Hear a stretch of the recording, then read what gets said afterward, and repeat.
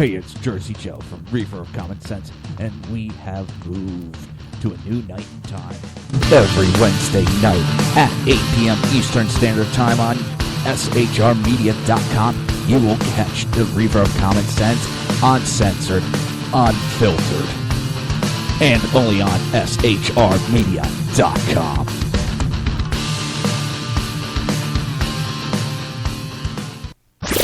Conservative media done right. You're listening to the SHR Media Network. The best late-night conservative talk show in America, Sackheads Radio. And listen, there are no people better on the air to give you the best in conservative talk than Sackhead Sean and Sackhead Clint. And we're working on the immigration papers for a certain other guy who happens to work here, too. For those who are tuning in around the world to the best in late-night conservative talk, Sackheads Radio. Radio. Radio.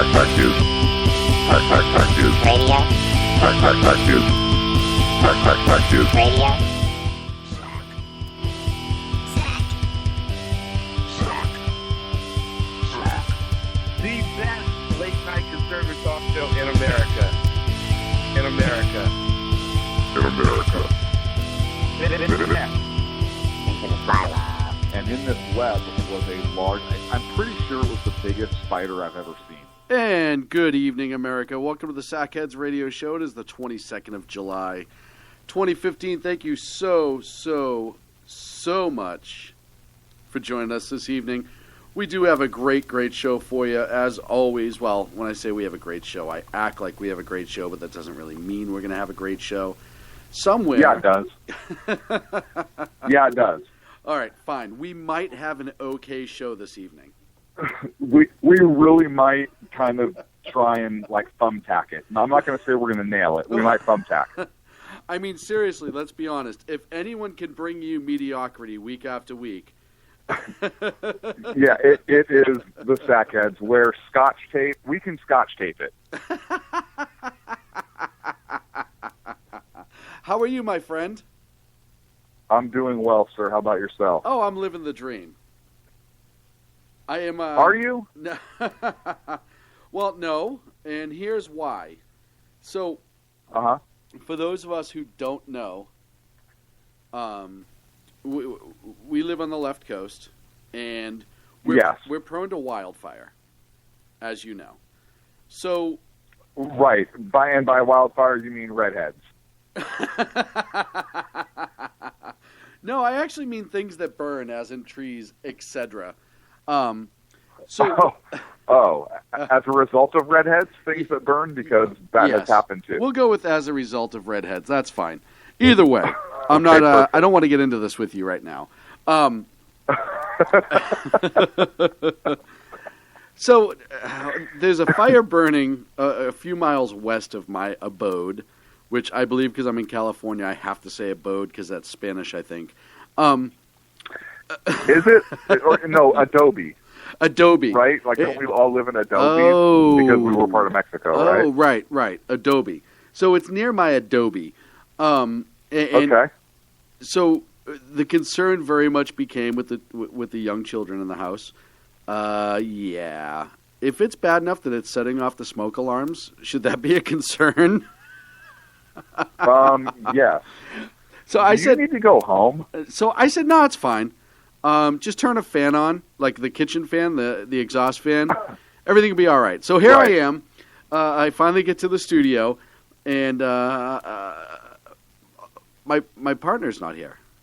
And it was the weirdest thing because I'm pretty sure. Where is he? I hear, where is Saco? It's like ridiculous. Well, it's like Vegas all over again. And I don't know if I'm drunk or not, but I hear you, but I can't see you. Okay, hang on a second. So let me ask you this: Have you seen Ant-Man? I have. Dude, I'm right here. All right, good. I feel a lot better. Hey, I have to bring something up that's extremely important. Because I don't think it's that important, Sean. No, I think it's very important. I don't know that it's actually that important. Well, I'm going to disagree with you there, Clint. Here's why. Okay. You have lived a life long enough officially this week to match the length of your nose, and I think that's amazing. Wait a second. I'm not 60. You're going to be there soon. Happy 40th birthday, my friend. Thank you. I know earlier Thank this you. week you were fortunate enough to make it that far. Some of us actually had bets How? against I you. have no idea. I actually had you out in Vegas. Yeah. You know, a lot of people had me out in Vegas. Well, oh, that No, I was- didn't mean it like that. What? That sounded bad. What? That sounded horrible. No, I didn't mean it like that. No, what I meant by that was a lot of people had it that I would not survive Vegas. Yeah, well, we were in the sport book, and I thought it was funny that for all the bad bets that a certain friend of ours who visited us made, you don't ever bet against the Red Sox, but the smartest bet he made, which was you not making 40, and he lost on that too. I know, right? It's a topsy turvy world we live in. That's what I'm trying to tell you, my friend. The world turned upside down. Did you, by chance, listen to? Yes, I did. Here's what I ate. Since you asked, did I by chance? Yes, I had a huge baked potato at the California State Fair. Half of it smothered in barbecue pulled pork, and the other half smothered in bacon, macaroni, and cheese. So if I stop talking mid-sentence, it may be because my arteries clogged. Well, that's it was okay.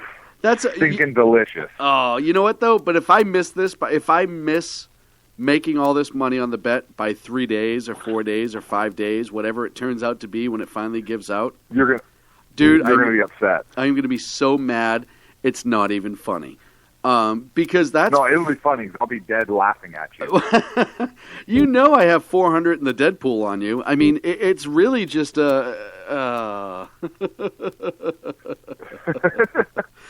a bad thing. Hey, you know, it's funny because did you listen to the show last week? Why would I listen to our show? Well, you weren't here, so I It's didn't a know. horrible show. Why would I listen to it? It is a terrible show. Who listens to this garbage? But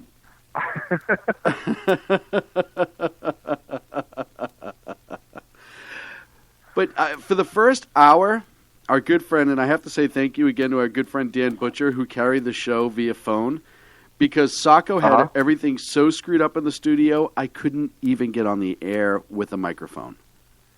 So for those people who were making this big push to save Sacco, free Sacco, blah, blah, blah, blah, blah, this is why he goes back in the cage. You know, most people couldn't see the shock collar we had around a certain part of his anatomy while we were in Vegas because we had to hide it, right? We talked about that. It would be bad for image. Right. And what was funny is we actually formed a triangle with the nipple clips, too, to really make sure he was in check. Well, you have to get all that soft tissue. Mm-hmm. So you have to combine all that. So, and then we come back, and I said to him, because he said, well, you know, Wednesday I'm going to be late. I said, okay, I'm going to be ready to go. Just make sure the studio's set up. I don't know how to do all the intricacies, but I can get us on the air, right? Oh, yeah, no problem. Right. I get here.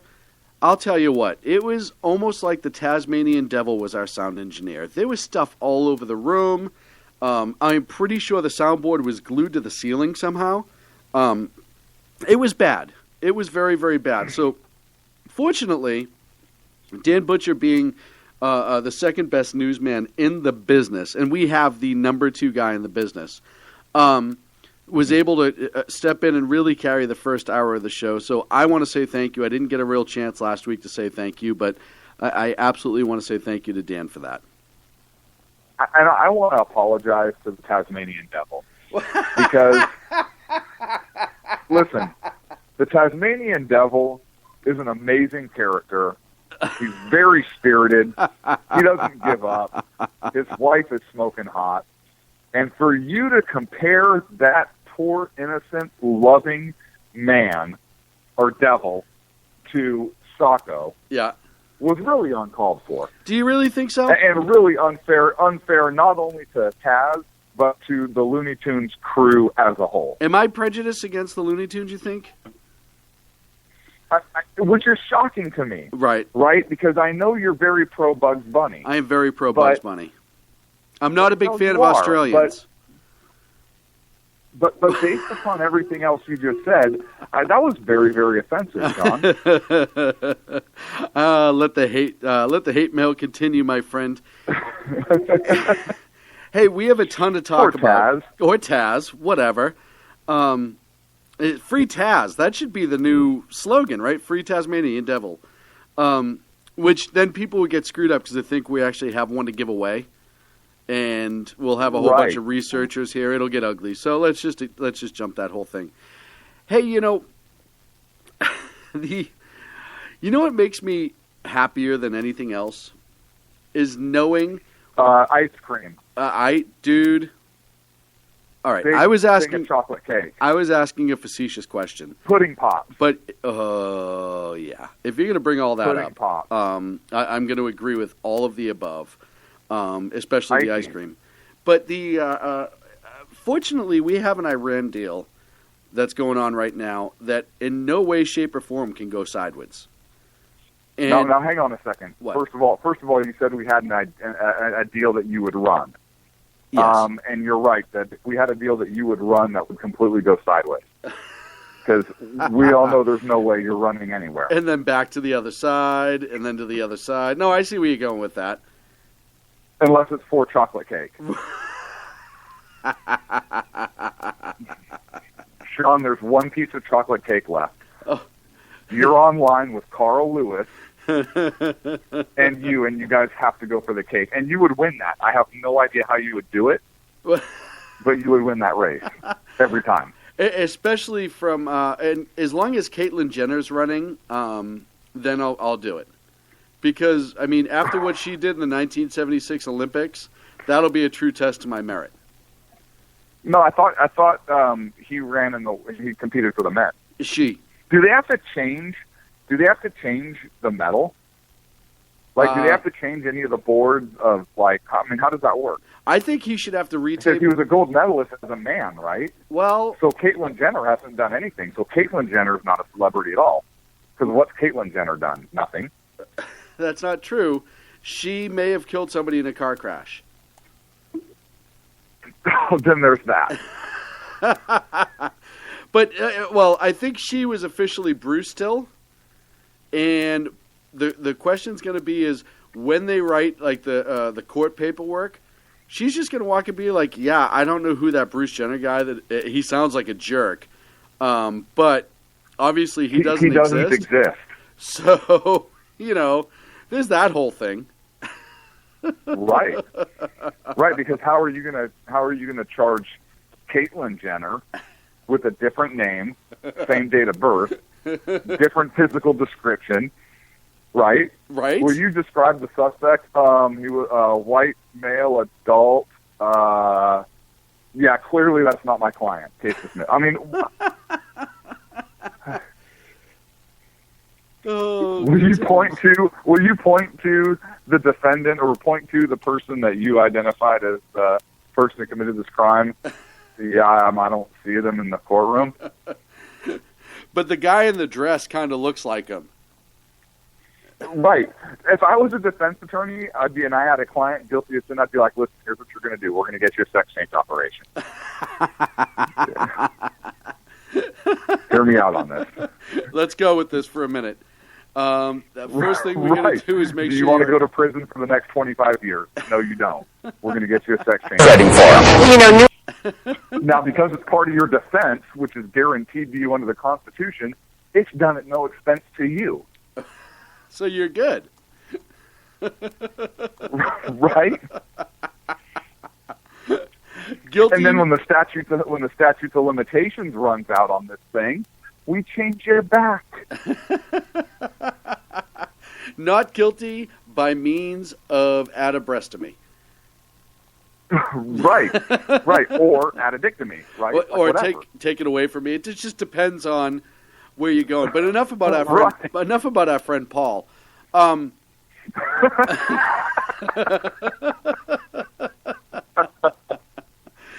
Iran. And no offense to you, Ken, either. Yeah, sorry, Ken. I didn't mean it. I don't know what I was talking about, but. I don't know how we get sidetracked, but I missed you last week. I have a lot of fun talking. I missed you too, Sweet Pea. Hey, I was literally out in the middle of nowhere looking for a new place to put Sacco's cage, and I had no signal to even call in. Here's the best part, and this is the truest story, and this tells you how you had no signal. You texted me at about 1 o'clock in the afternoon and said, "Hey, I swear to God, I'll call in at the beginning of the show, and I'll do it over the phone."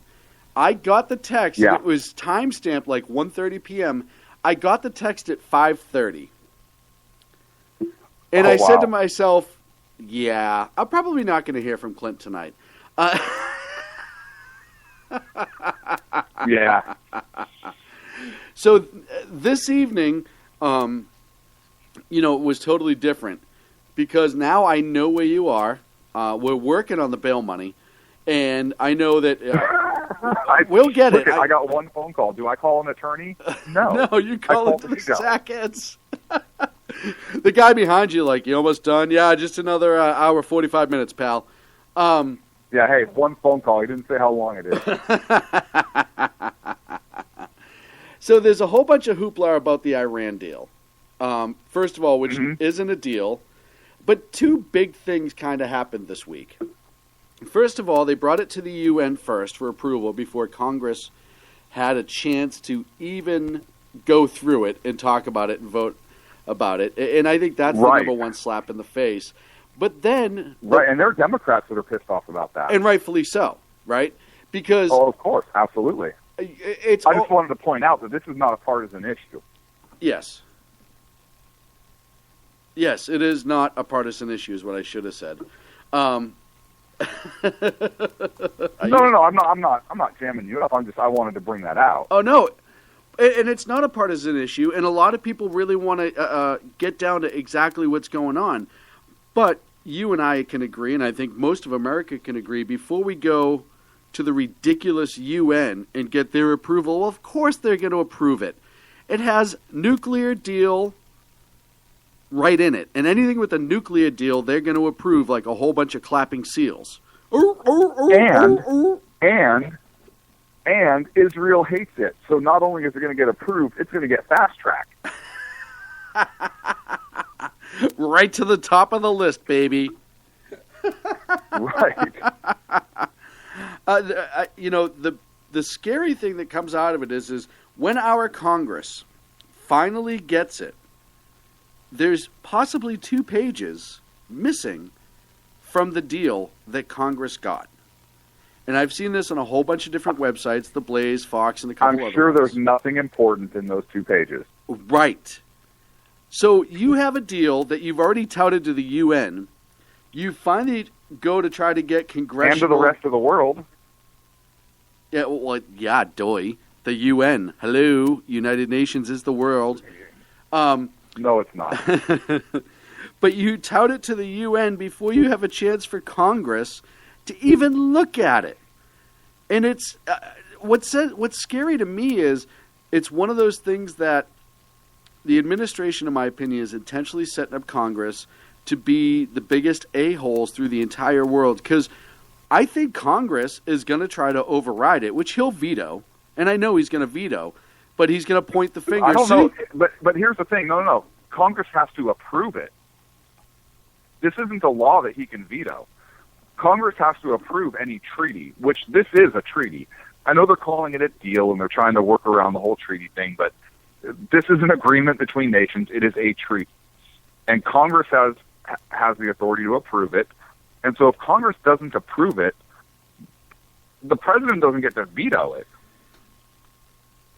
Oh, I misunderstood that portion. I thought it's not a law. Yeah, that's a good point. I honestly, for whatever reason, my brain was working in the opposite direction with that. I know Congress has to approve a treaty, but this isn't a treaty. It's a deal. No, it is a treaty. It's I mean, not by a definition, treaty. it's The a treaty. It president was keeps also- telling us, Clint, it's not a treaty. Well, then that must make it so. Because if anybody knows the Constitution and what the definition of a treaty is, it's that man.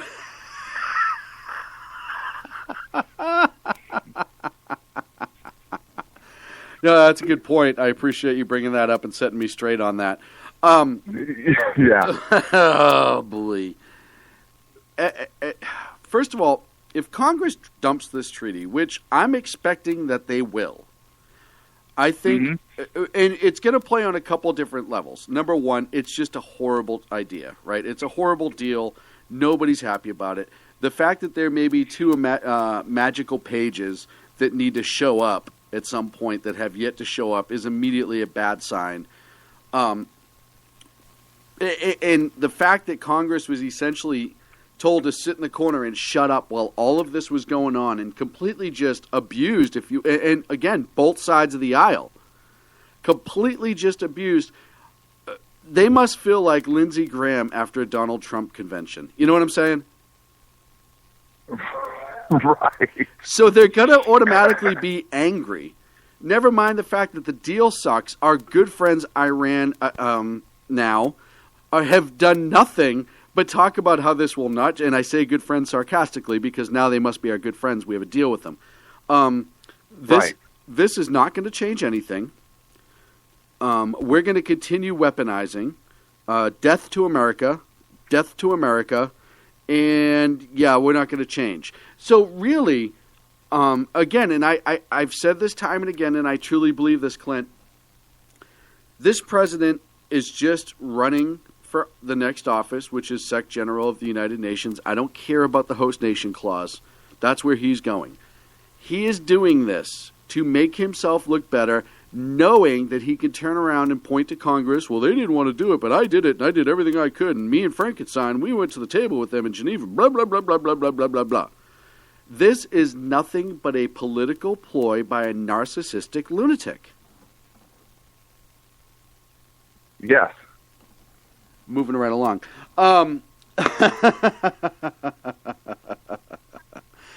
But, you know, when Congress puts this down, you will have 2, maybe 3 or 4 nations who will breathe a giant sigh of relief. But you have a lot the of... U.S. and Israel. Yes. And I think Jordan, too. I think Jordan's kind of breathing a sigh of relief. But you have a whole group of nations over there who Iran is friendly with, or, for whatever reason, swallowed the Kool-Aid that this president was pouring into their cups. And now we might have some angry allies on our hands, too, for once. For once, we've angered our allies a lot under this president. But, you know, it's frightening to me to think that we would be so involved in a deal that is not healthy for anybody around. And look at Netanyahu said, as much as I'm worried about Israel, the first ICBMs are most likely going to go towards America. You literally have the Ayatollah giving his speech, essentially saying this changes nothing while holding an AK-47. A lot of people missed that. If you look at his last speech about this, he's got an AK-47 leaning up on against his left side. You can see it in the pictures very, very clearly. You have... Does he know how to use that thing? Well, maybe as a cane. It kind of looked like he was using it as a cane. As far as a weapon, I'm going to guess yes. He probably knows how to execute unarmed, innocent people very easily. That's just a guess. I'm not but saying do you think I've he seen actually knows how to pull the trigger on that thing? Oh, of course he does. How do you think they came into power? Okay. Yeah, absolutely. I'm not disagreeing with you. I'm just posing the question. Sorry. You know I get antsy when I feel like you're disagreeing with me. No, I know you do. I know you do.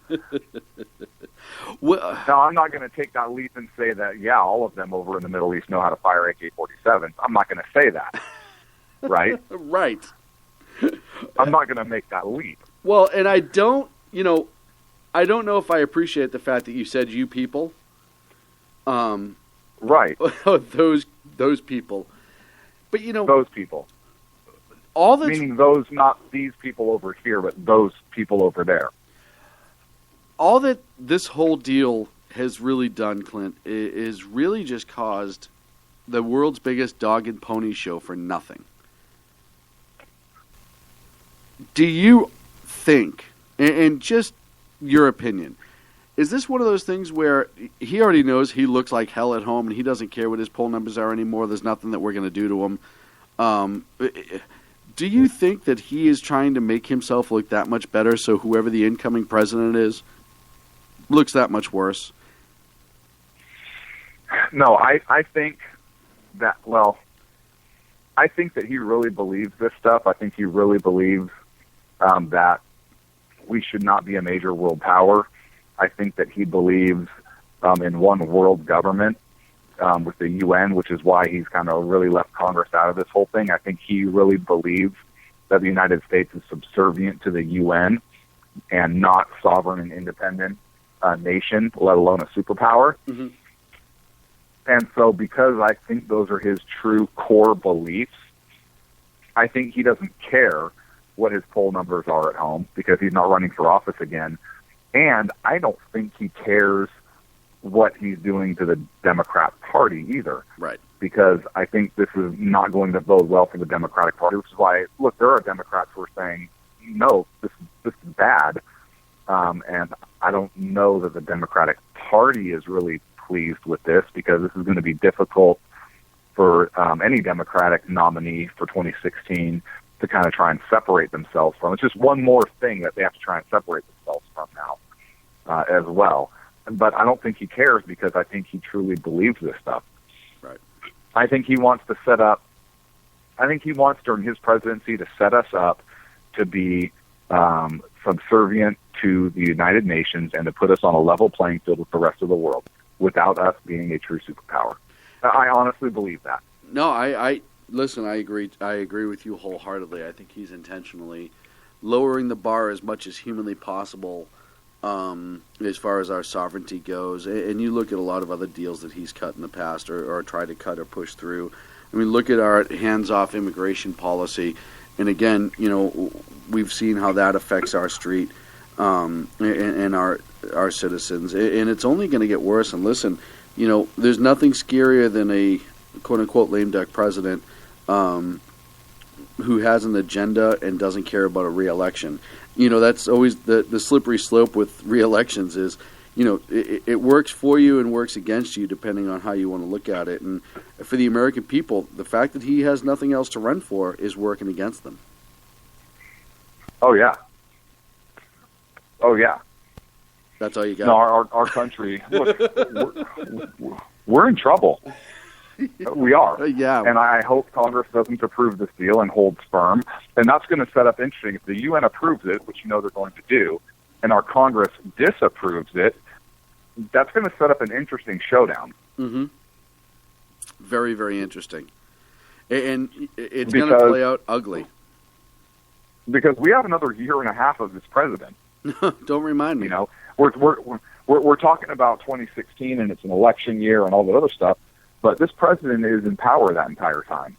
And so if Congress shoots this thing down, which they should do, and if the UN approves it, now what?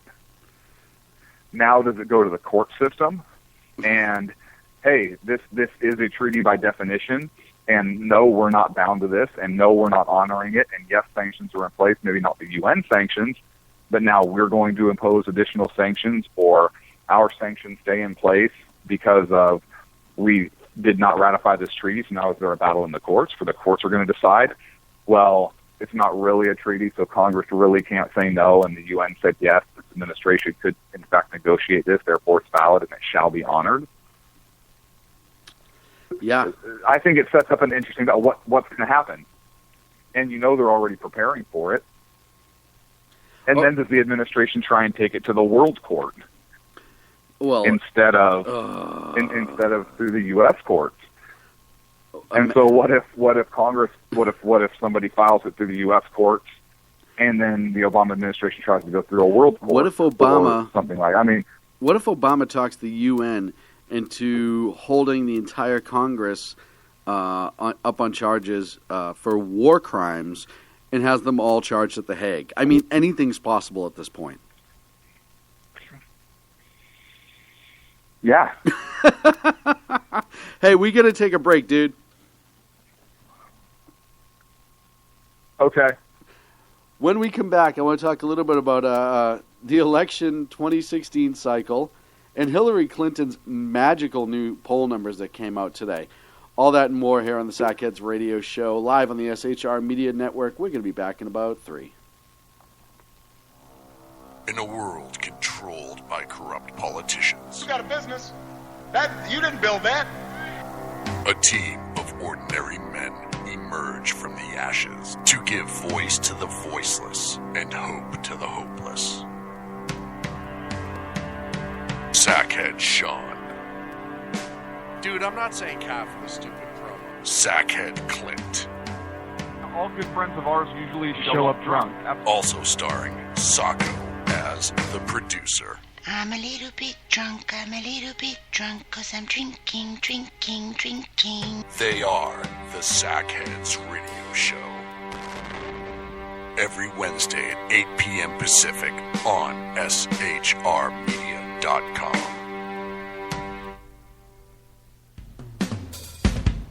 This is Tammy Jackson, inviting you to join me on the Tammy Jackson Show every Tuesday night at 7 p.m. Pacific on the 405radio.com. Put down that remote and tune into the show that covers politics, guns and the Second Amendment, religious liberties, sanctity of life, the military, and more. I host newsworthy guests and work hard to be a conservative radio show that's not like all the others. So save Tuesday nights at 7 p.m. Pacific for me, Tammy Jackson, on the 405media.com. Who listens to the Andrea Kaye Show? Let's find out as we eavesdrop on listener Roger Johnson in Encinitas. You know, if our policy is going to be bring any child who comes across the border to coordination, we have to take them in. Okay, so apparently Roger fell asleep in the middle of my brilliant political tirade, and now he plans to sue me because I put him on the air, sleeping. Obviously, he's a liberal. Snoring, not an option while listening to The Andrea Kaye Show, Tuesday mornings at 11 on Financial News and Talk. You know I'm right. Y'all know I'm right. Hello, I'm Matt, a student at Hillsdale College. Here is Hillsdale President Larry Arnn on the continuing relevance of the Constitution. Many argue today that the Constitution is outdated because it addresses problems peculiar to the 18th century. Some parts of the Constitution do read rather quaintly. Consider the injunction against titles of nobility in Article 1, Section 9 of the Constitution. But is that so outdated? The purpose of the injunction is to prevent the government granting special privileges to some for partisan reasons. This strikes at the heart of the rule of law. The crony capitalism so common today is a place where the government bestows favors and tax dollars on some businesses to give them a leg up over others. This is exactly the kind of thing the Constitution was meant to prohibit. The Constitution is not so outdated after all. This Constitution Minute was brought to you by Hillsdale College. To join the national conversation on the Constitution, go to constitutionminute.com.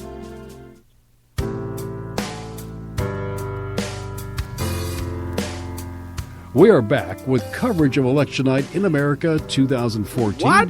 with SHR Media and... Hey, boys, look what I got here. What? Hey, where are the white women at? What? What? Hey, welcome back to the Sackheads Radio Show. All right, so maybe I do need Sacco because I just played a commercial block from like 2 years ago and I didn't even realize it. So, you know, don't tell him, please. Please don't tell him. Listen, I'm not going to say anything to Sacco. Whatsoever. I'm going to text him right now. Welcome back to the So I sent you a picture. I sent you a picture earlier this week. You did. And it was, I don't know, like a million Ethernet cables all connected. And it said something like, Sacco, there's an Ethernet cable unplugged, go fix it. And it was hilarious because that's what we tell Sacco to do, basically. Seriously, that is every single, that's every week. Without exaggeration, that is every single week. Oh, man. So Hillary Clinton's, there was a Quinnipiac University poll that came out, and, you know, they ask a lot of interesting questions, but I think one of the things that was most blunt or just obvious, Hillary Clinton's starting to take a hit. And you know, Donald Trump's up, and we can argue about whether or not he's a sideshow or not a sideshow, but it doesn't matter because he's up. Right. It kind of. So he's really not a sideshow. If he's up, he's obviously not a sideshow. No. Like, people are. There's some support for him to actually be president. I don't know if I'm ready to jump on that bandwagon yet. But I'm just saying, there are some people that want him to be president. He's up in the polls, therefore he is a viable candidate. Well, I know. Like him or hate him, he's a viable candidate. And in their poll, and one of the big questions is favorable, unfavorable about a candidate. The first one I go to is Donald Trump, whether or not he's favorable, unfavorable. In Colorado, he was 31% favorable, 58% unfavorable. Iowa about the same, 32 and 57. Virginia, 32 and 61. So, you know, that's kind of it's kind of damning. I think right now he's up in the polls because of what he's saying, but I think overall, I don't necessarily think he's ringing bells, but I don't know if he's getting support. However, now you just heard Trump's numbers, and I think we all agree that at the end of the day, he's probably not going to get the nomination. But let's look at Hillary. If he keeps up in these polls, how does he not? Well, you never know, right? It would scare me. But let's look to Hillary Clinton. Same question. Colorado, 35% favorable, 56% unfavorable. Iowa, 33% favorable, 56 un. Virginia, 41 and 50. For as much of a pain in the rear end that Donald Trump may be, and for all the hoopla that's gone along with it, her numbers are no better. Right. And this is like... And she's a viable candidate, and that's kind of my point, right? Right. It's frightening. You go down, same question for Jeb Bush. It's 35-50, 37-45, 43 in Virginia, and 39%. So he's actually doing better. Jeb Bush is doing better in Virginia than Hillary Clinton is. And it was only a few months ago that she was huge in Virginia. She's huge a lot of places. Most notably her cankles. Most notably. And jowls. But, you know, it shows me, these numbers show me very clearly, and we can go through a bunch of other people. Walker, Colorado, 35-25, Iowa, 38-23, Virginia, 36-26. Let me interrupt you for a second. Yeah. Have you ever put a side-by-side picture of Hillary Clinton and Richard Nixon side-by-side? No. What a brilliant idea you have.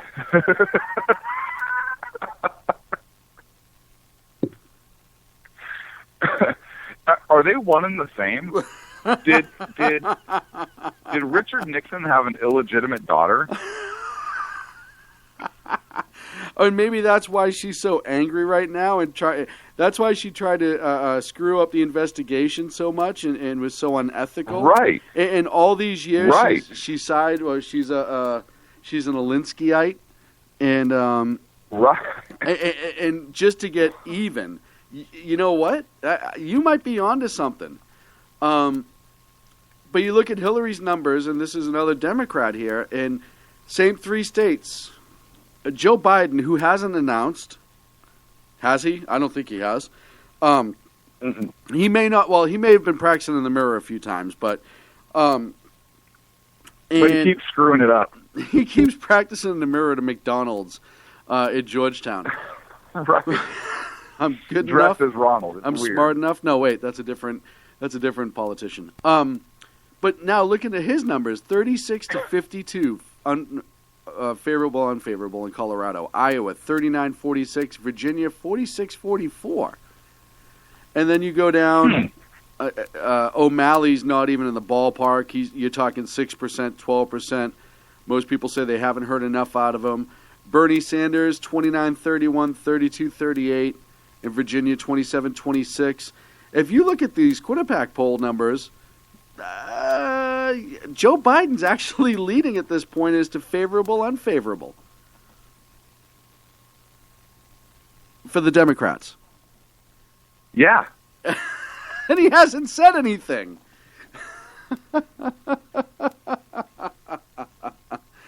But here's the biggest one, and I think this is going to be the one that sinks her. I truly do. The question, number 37 on this poll, Hillary Clinton is honest and trustworthy or not? Very straightforward, no questions asked. Well, except for that one, obviously, but that goes without saying. 34% say yes in Colorado. 62% say no. Iowa, 33-59, 33% being the yes. Virginia, 39%, and she was polling great in Virginia a few months ago. And 55% say no, not trustworthy. I mean, she's upside down, huge numbers, and trustworthy. And I think historically, that's really what you see. People vote on whether or not they like the person. I hate to say it. That shouldn't be the reason, but they usually vote on whether or not they actually like a person. Right. Now, what are the Sackhead polls? We do have unofficial polling.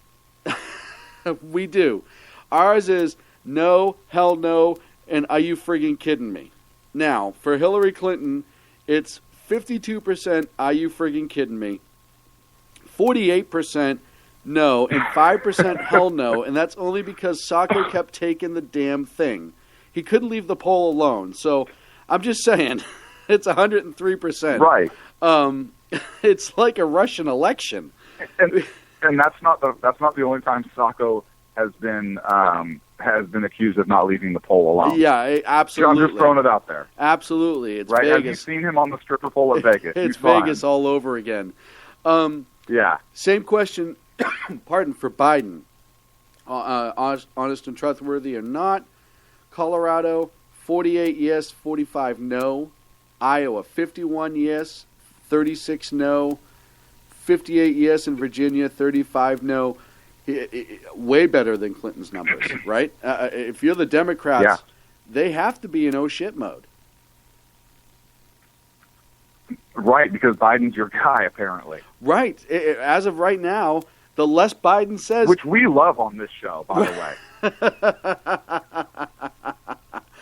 Well, you know, it kind of shows you something, right? The less... Maybe this is why they've kept him out of the spotlight for the last 7.5 years, or 6.5 years. The less he says, the better he does. Right. Going down to the Republicans, you have Jeb Bush, same question, 48-40 in Colorado, 44-35 in Iowa, 51-33 in Virginia. That's a huge number. Jeb Bush, for whatever reason, is polling extremely well in Virginia. Marco Rubio's 43-30, Colorado, 45-23, Iowa. Sorry, I don't want to get made fun of. And Virginia's 45-27, doing well as also. Bernie, did you say Ira? Ira. Bernie Sanders is doing better than Hillary. Everybody is doing better than Hillary Clinton on the trustworthy question. Has the reality finally hit home to a lot of people, including Democrats, that she is a lunatic psychopath? Not that she's a lunatic psychopath, but here's what's interesting. In January, 15th or 16th, 13 Hours comes out, the major motion picture. Oh, yes. Michael Bay is directing it. And I know that my understanding is, through our talks with Chris Toronto, who I absolutely love. What is a good person. But, you know, he wanted the story and I think Michael Bay did also, to be non-political. And Chris was very straightforward with us on this also. They don't want a political story. They just want the story told. And I think that movie, being a major motion picture coming out in January, is going to really bring this issue up again to the forefront of the minds of a lot of Americans who maybe have not kept up on it as much. I mean, because even look at Freedom Fest, and we did have some people. I was surprised. There were a couple people that came up that looked at the book and stuff, and were talking to us, and say, "Wow, this really happened." So there still is a segment of the population, even among more conservatives, and there were conservatives, and there were a lot of people at Freedom Fest. That was not a political event either, but there are a lot of people, even people that you would think would know about it, that really don't know too much about it. And I think the more this comes out and the movie comes out, it's going to really bring it out in an election year. Yeah. So at first I was worried about, hey, is Hillary going to have a chance to bounce back because it's so early when all this stuff is coming out, her emails and Benghazi and all this other stuff. But I think that this is going to stay with her, particularly given the fact that story is going to come out. Does that make sense or no? No, I absolutely agree. It's almost the exact opposite of what happened when Benghazi actually happened, and they told all the lies just before the movie came out to try to keep it from the story came out to try to keep it from being reality. But here's, we go through these poll numbers, Clint.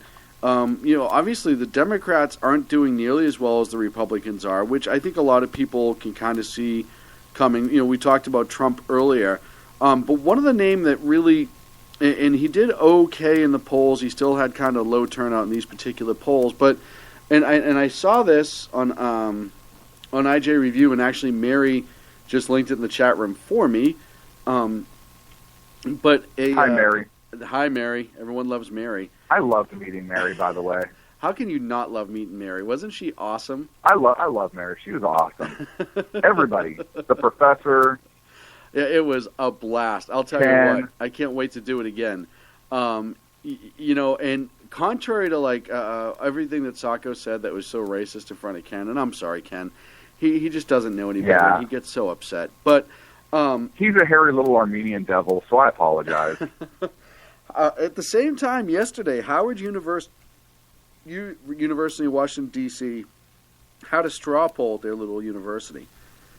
And you know who won it by a landslide? And I know it's a small university, and I know that it's McDonald's, because they have the best straws. They're a little bit fatter. You can get more up. I like McDonald's straws. That's my guess. But at the end of the event, Dr. Ben Carson. I take it that's a no. Okay. That was a no. I'm sorry. I thought you figured that out when I moved on without even talking about it. No, I need feedback. I can't see your eye rolls right now. Remember? You could probably hear it.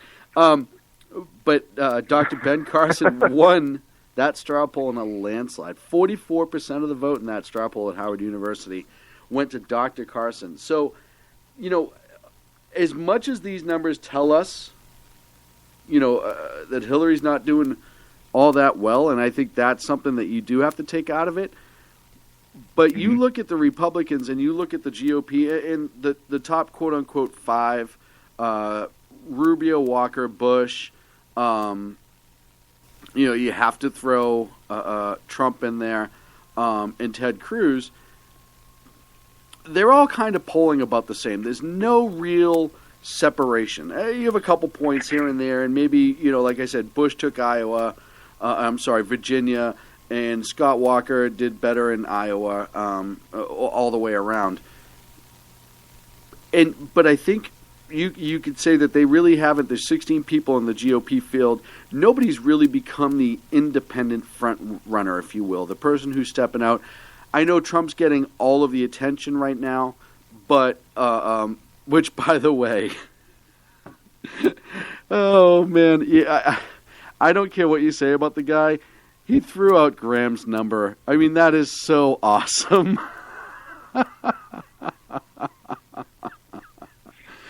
But it really kind of shows you that as much as people aren't sure of which member of the GOP they kind of want to push forward, it really does show you that none of them are really leaning Democrat. And it's almost like we'll figure out who the GOP is, but we definitely don't want the Democrats, with the exception of Biden. He's the one who's holding on the closest. Yeah. But that straw poll out of Howard University, again, I know it's two different polls and the parameters are different, the numbers, I get that. But for Dr. Carson to be so prominent in that straw poll, I really think it tells you that people are starting to kind of push him aside too early in all of this.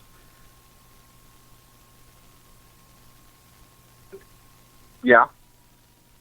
Look, he's not establishment, right? I mean, he's.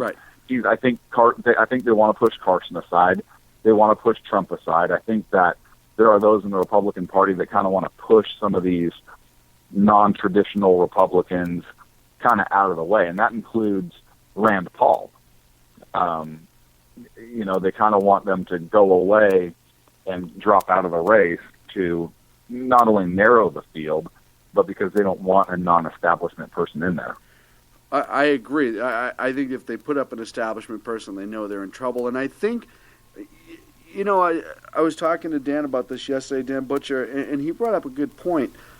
A lot of these people are showing up to these races are rallying their base, and as much as we don't give the GOP credit, he said, and I agreed, they're rallying the base in their area, whatever area that is. If you're Kasich, it's Ohio. If you're Bush, it's Florida, obviously Virginia. Then you have Ben Carson, who's the non-establishment people, Cruz Walker. It's not necessarily a geographical base, but whatever their base is, and getting people, and even Trump to a point, getting people excited, getting people going, getting people worked up.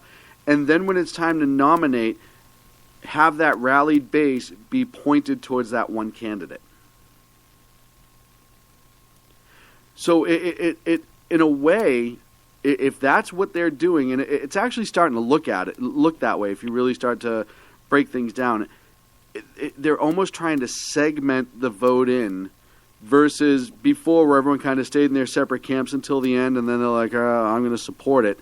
I think you're going to see more direction being given by the candidates as they drop out, who to kind of pass that momentum for that specific base onto, good or bad. They've always kind of done that though. But when one candidate drops out, they kind of endorse somebody else. Right, but before you may get 6, 7, 8 candidates last time. Now you have 16, and that's 16 different bases who are getting rallied. It's almost twice as much. And I almost wonder if that isn't their plan. Expand it. That reaches that many more groups to kind of get rally and excited for that specific person. And then you're getting that much more. I almost wonder if they're just trying to reach out as thin as they can get to get people as excited locally on these, either geographically, locally, or in these movements and groups, and then get them to go. But I think it's more than you've seen in years past, I guess. I think before it just kind of happened by virtue, and it almost seems like now it's almost more directed. I think it's always kind of been directed, though. Yeah. So I think it's. I don't know that I see it anymore this time around. I think it's always kind of been that way. I think obviously there's more of them. Right. So to convolute the issue in terms of, this person throws it to this person, and then this person throws it to somebody different, and then what happens when they drop out? Now they throw it to, you know what I mean? Right. But I think it'll be more convoluted like that. I think I guess what I mean is I think they looked at last time the groups that they missed, those that stayed at home instead of coming out to vote for them, and they're trying to fill that gap with these candidates and get those people back involved and then push them. And I think that was, we talked about this during the last election, is a lot of people just stayed home. Yeah, but here's the problem, right? Because if establishment candidates start throwing it to Jeb Bush, and if Jeb Bush gets the nomination, people are going to stay home again. And the party wouldn't have learned anything. Well, right. I'm not saying they're going to be successful. They may be energizing their base now, right? And they may be building their support now. But the bottom line is, if Jeb Bush ends up getting the nomination because establishment throws their support their way, people are just going to go, I'm out again. No, I understand. mean, they may be energized for candidates now that they're excited about, but depending who the nomination is, I don't think it's going to help. Well, and like I said, I don't know if they're going to do the right thing once they get that base rallied, but I think they looked at where they missed last time, and they said, okay, last time we didn't have enough people, or we didn't have enough people that had a broad enough horizon to get this group, that group, or whatever out. Now, there's a very good chance they could get those groups rallied and then screw it by throwing it to a Jeb Bush. But right, I think, and here's my concern. My concern is, we got them rallied up, so now they'll vote for our guy, whoever it is. And I think that's a fallacy.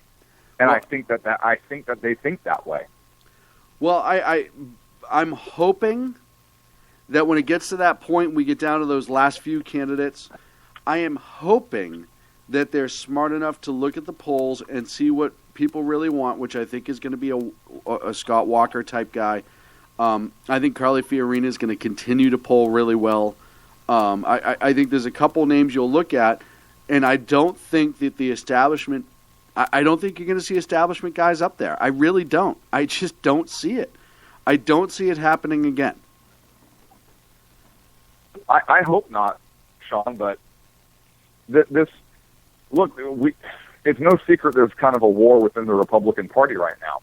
Right. Where you've got older, established Republicans like the Bushes, like McCain, that don't like Boehner, that don't want this to cede this power to this newer Republican class kind of coming in and wanting to really kind of get back to traditional Republican principles instead of this hybrid garbage they've been pushing recently.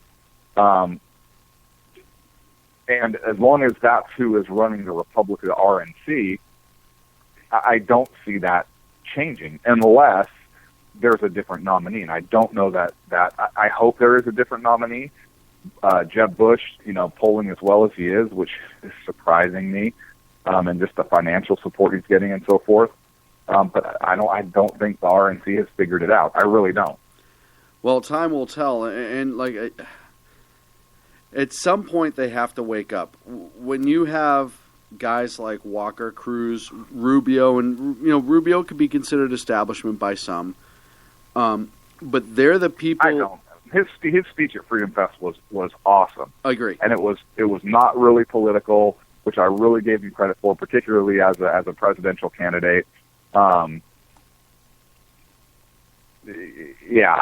really like him, and I don't consider him true establishment.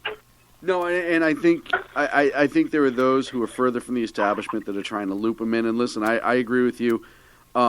Marco Rubio is one of those guys that I don't agree with everything on, namely amnesty. But what I have been telling everyone you have to remember is, as the president, he can't make that decision straight away. It has to get put to his desk after being voted upon. So, yes, if that particular bill ends up on his desk, we know how we'll go. But that's when you lean on Congress not to put that bill on his desk, and that's where the people have to speak up and actually have that control. So it's not really it's not really a complete loss. You know what I mean? I do. But we're up against a break, my friend. Are we already? Man, time flies when I'm on the phone with you. Hey, we come back. I want to talk about. Come back. I want to talk about Chattanooga. I want to talk about some of the responses to it and more here on the Sackheads Radio Show live on the SHR Media Network. Stick around. We will be right back. Hey, it's Jersey Joe from Reefer of Common Sense, and we have moved to a new night and time.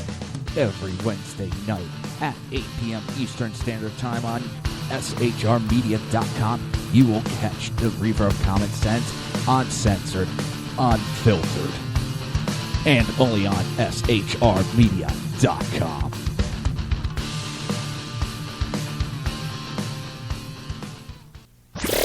Conservative media done right. You're listening to the SHR Media Network. In a world controlled by corrupt politicians, You got a business. You didn't build that. a team of ordinary men emerge from the ashes to give voice to the voiceless and hope to the hopeless. Sackhead Sean. Dude, I'm not saying calf for the stupid pro. Sackhead Clint. All good friends of ours usually show up drunk. Also starring Sacco as the producer. I'm a little bit drunk, 'cause I'm drinking. They are the Sackheads Radio Show. Every Wednesday at 8 p.m. Pacific on shrmedia.com.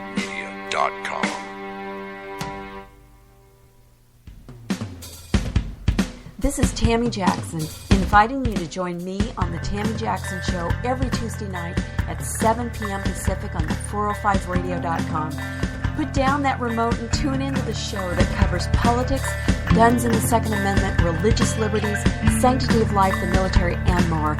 I host newsworthy guests and work hard to be a conservative radio show that's not like all the others. So save Tuesday nights at 7 p.m. Pacific for me, Tammy Jackson, on the 405media.com. Who listens to the Andrea Kaye Show? Let's find out as we eavesdrop on listener Roger Johnson in Encinitas. You know, if our policy is going to be bring any child who comes across the border and says coordination, we have to take them in. Okay, so apparently Roger fell asleep in the middle of my brilliant political tirade, and now he plans to sue me because I put him on the air, sleeping. Obviously, he's a liberal. Snoring, not an option while listening to The Andrea Kaye Show, Tuesday mornings at 11 on Financial News and Talk. You know I'm right. Y'all know I'm right. Hello, I'm Matt, a student at Hillsdale College. Here is Hillsdale President Larry Arnn on the continuing relevance of the Constitution. Many argue today that the Constitution is outdated because it addresses problems peculiar to the 18th century. Some parts of the Constitution do read rather quaintly. Consider the injunction against titles of nobility in Article 1, Section 9 of the Constitution. But is that so outdated? The purpose of the injunction is to prevent the government granting special privileges to some for partisan reasons. This strikes at the heart of the rule of law. The crony capitalism so common today is a place where the government bestows favors and tax dollars on some businesses to give them a leg up over others. This is exactly the kind of thing the Constitution was meant to prohibit. The Constitution is not so outdated after all. This Constitution Minute was brought to you by Hillsdale College. To join the national conversation on the Constitution, go to constitutionminute.com.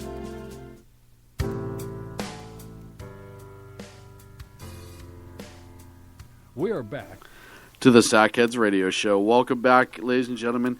Part 3 of the Sackheads Radio Show for this 22nd of July, 2015. I'm your host, Sackhead Sean. On the line with me, as always, is Sackhead Clint. Sackhead Sacco is back in the cage for the evening and won't be joining us. So, Clint, as we weren't here last week. Are you sure he's not going to be joining us because he just escaped? How did you let that happen? I didn't. Okay, I don't know where he got my favorite beer from, but he did. And it was kind of like a homing beacon for me. He got you on the beer thing again? So when I walked towards the cage, he took the key that I had extended in my right hand in exchange for the beer. I mean, it's Night at the Museum all over again. I warned you about this. We had this conversation. I told you about that trick. Why have you not learned yet? Sean, it's the same trick you fall for when it's your turn to watch him. I know, but it's my turn to scold you. And that's what's important. This is true. Oh, wait. Never mind. I found him. I thought it was a pile of wool that we shaved from a sheep, but it was actually Sacco laying there with his shirt off. So never mind. He's here. Oh, okay. Good. You'd still have that wool, though, right? Oh, yeah, no, I still have the wool. Of course. Good. We got to make that thing. Hey, little programming note coming up tomorrow on Edge of Liberty at 12:43 p.m. on the East Coast, 8:43 a.m., 9:43 a.m. rather on the West Coast.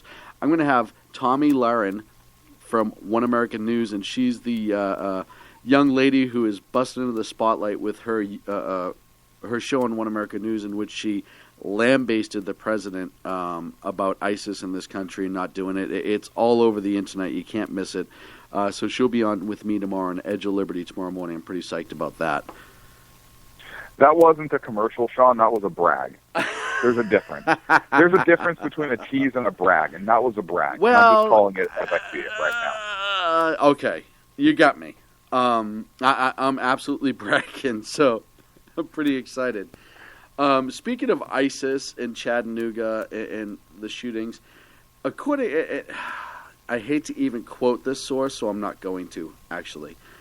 Just do it. No, it's in other places, so I refuse to.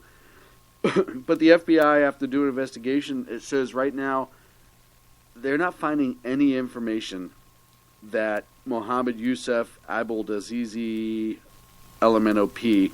Bless you. Thank you. Oh, whew. That one snuck up on me. But the guy who killed 5 of our soldiers last week in Chattanooga, our service members rather, last week in Chattanooga, FBI Ed Reinhold says there's no evidence on whether he had or had not been radicalized. Yes, there is. Here's the evidence. ISIS calls for lone wolf attacks against specific people, military, law enforcement, that kind of stuff. And this guy, who is clearly radical, took a lone wolf attack and brought it to military personnel. So there's your link. And amazingly, now granted, I'm not FBI, right? So maybe that's a stretch. I don't know. Well, you're using your but I think brain. Somebody in that agency could be able to figure that link out pretty easily. Well, on top of it, apparently, the Jordanian officials have arrested his uncle, who he visited a few times in Jordan, just days after the incident. There's also evidence out there that he has family members who are on the no-fly list, which I said, just based on the names alone, as horrible as it sounds, that could be enough. Sacco's on the no-fly list, and he's Armenian, for goodness sakes. But, Which is why you guys had to drive to Vegas. That's why. That's why we all had Dude, to I drive. had to smuggle him through the fruit check-in coming back to the state. Right? Because they thought he was like a giant kiwi. Now, wait a second. Hang on a second. Is that because you're calling him a fruit, or... No, they thought I had a giant coconut sitting in the seat next to me. Because, coconut has the hair on the outside. And the guy said, are you smuggling a 185-pound coconut? And I said, no, and they had to get him out of the car. And then you should have seen the look on their face at the fruit check-in stand, which is what I call it. When they tried to milk him? Yeah, when they actually tried to milk Sacco. And he jumped up and screamed. It was pretty frightening stuff. I've got nipples. Can you milk me, fucker? It was weird that they actually bought into that, and then you had to explain. No, that was a line in a movie. Like that's not real. You can I milk promise he's not a coconut. You can milk anything with nipples. That movie was awesome. It was, but I can't believe those guys bought into that. No. Weird. So you start looking at the evidence, and then there's a lot of signs that he was following the typical radicalized behavior. Right? He became despondent and separated from certain friends. He attacked U.S. military personnel. Always a big indicator. But right. there are other signs. There are other signs that were there, and his family tried to turn around. And again, it doesn't matter what kind of people they are, good or bad. They're going to come out and say this. But he's been depressed. He was using narcotics. He's been treated for depression a few times. He was on antidepressant medicine. He's seen a shrink. Which he was using narcotics. That's interesting because wasn't the toxicology results from the 9 of the 10 terrorists in Mumbai, the 9 that were killed, didn't they have steroids and amphetamines in their system? Well, but now you're just making similarities. And they were radical. Never mind. Now you're just making similarities I thought based there on... was another potential link, but that's all. No, you're making similarities based on evidence, knowledge, and history. And I'm not going to sit here and let this be the type of show that provides facts when they're trying to make a point. That's absolutely ridiculous, Clinton. I won't have it. Yeah, I apologize. No, we need to be lockstep with those really sharp individuals over at the FBI. Yeah. Those guys can nail it every time. Good job. We are also hearing that 2 of the service members at the base, when he tried to ram through the gate, may have returned fire. And the Navy's confirming it, that they returned fire, but they're not saying whether or not they should have been authorized to have the weapons. Like with a battleship or what? No. They haven't. Like with an aircraft carrier? Now, how awesome would that have been? How did they return fire? Wouldn't that be amazing if, like, while he's ramming the gate, all of a sudden, like, just a 500-pound piece of ordnance falls out of the sky? And an F-18 flies over real quick. They're like, we're just returning fire. Even if they lit him up with a Gatling gun, right? Just returning fire, guys. You know, it's self-defense. Right. Purely self-defense. That's amazing, but how the hell did you get an aircraft carrier from? Where were you returning fire from? I don't know, the Pacific, whatever. Yeah, we actually brought an aircraft carrier up the river for this. They all laughed when I said this could happen, but who's laughing now? No, but... Listen, the Sackheads pointed out there were 3 aircraft carriers in San Diego at one time, and so we figured, they're right. Let's go ahead and just float one down this river right here. Up to Chattanooga. Even Obama would be like, why the hell is there an aircraft carrier in Chattanooga? Like that, even I think that's a little bizarre. Oh, but it worked. Great, it figures. I questioned it publicly, and it worked. That's the only way that could happen. And they're also saying that one of the Marines at the recruiter center may have actually had a weapon and may have returned fire. There was a Glock found at scene that was not believed to be the shooter's because obviously he fled, never exited his vehicle. So that's kind of interesting because, as somebody pointed out, should he have lived the Marine through the attack, he probably would have been court-martialed. Which is completely ridiculous. Which is absolutely completely ridiculous at this point. You've had 6 now governors order National Guard or some sort of protection for either recruiting or National Guard bases, recruiting centers, and whatnot. You've actually had citizens now showing up to recruiting centers for all branches of the military with their own weapons when legally able to do so and stand sentry outside, which I'll tell you what, as an American, I know a lot of them are veterans. A lot of these quote-unquote civilians that are showing up to protect our military recruiters and our military members, I know a lot of them are veterans and have served. But nonetheless, the argument could be made that, hey, you know what? You guys have done your job. You don't have to worry about it. But the overall, what that is? Hold on. The overwhelming argument that they have, and I've read it time and again, is no, it is our job as citizens that when those who protect us need protection, to stand up and do that. It is our job. It is our duty. Look, and I agree with them to a point, but I think that their basic principle, the principle is correct. However, what they're calling it, I think, is incorrect. What they are is informal militia. And so what they have done as the informal militia is they have activated to protect these other organizations, military locations. Mm-hmm. That would be my argument. And therefore, in acting in that informal militia role, there is nothing the government can do to prevent them from exercising their Second Amendment rights and activating themselves to stand guard. I hope, above all hope, instead of just saying, oh, I'm an armed citizen and this is my duty to protect those that protect us, yeah, I'm a citizen, which means I'm a member of the informal militia, and I'm being called to protect, or I am responding to protect full-time. If it's a National Guard recruiting station, I'm being called, or I am activating in order to protect formal militia locations, or if it's military, then standing Army or military locations, right? I agree. I'm not disagreeing whatsoever. And I think that's a sound argument. Now, you also have governors in 6 states: Florida, Indiana, Arkansas, Oklahoma, Louisiana, and of course, God bless Texas, that have specifically ordered their National Guards members to be armed.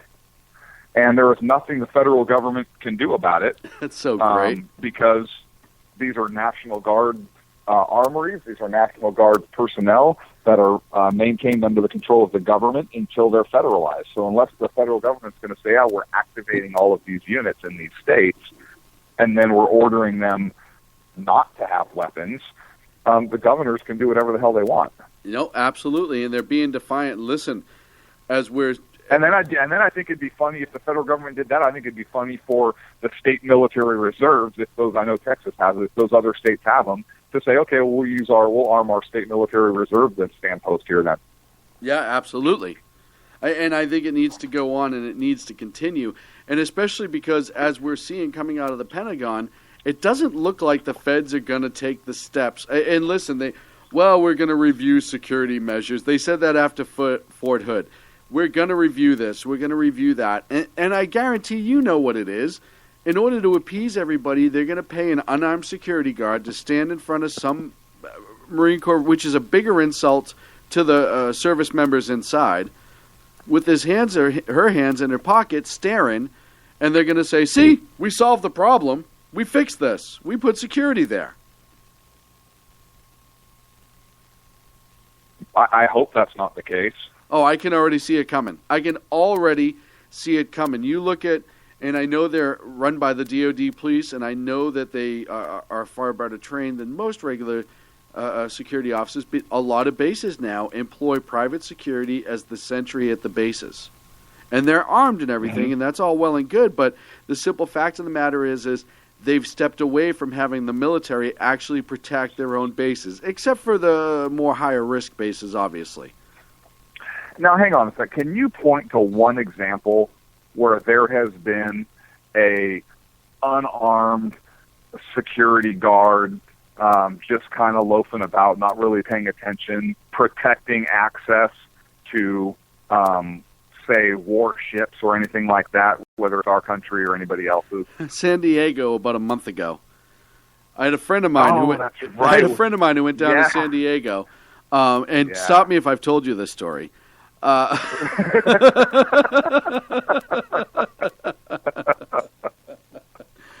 Anyhow, my friend's not the swiftest knife on the swiftest boat in the water, but he's a good guy. Let me tell you the story, anyways.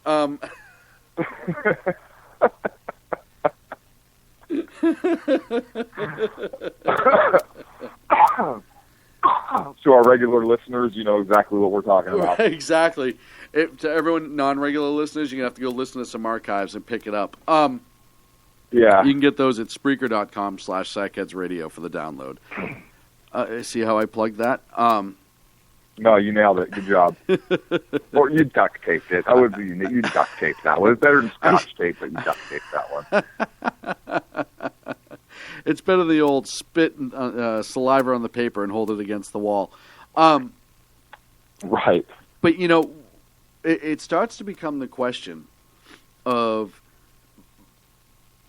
when is it going to be okay? And, you know, everyone's having this argument. This isn't a new idea. I'm not saying this is a new idea. I came up with it.